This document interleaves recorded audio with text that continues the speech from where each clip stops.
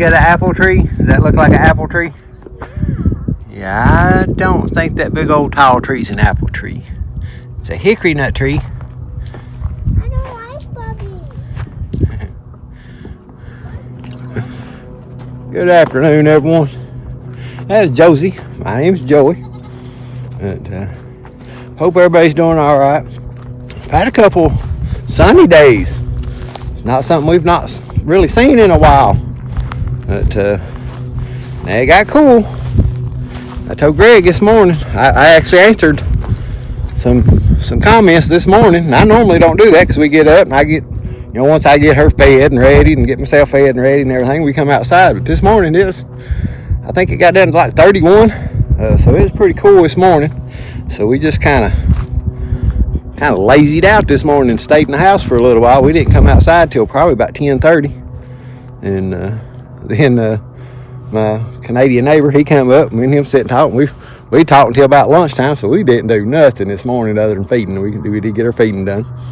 But while we're standing here, Francine right over here.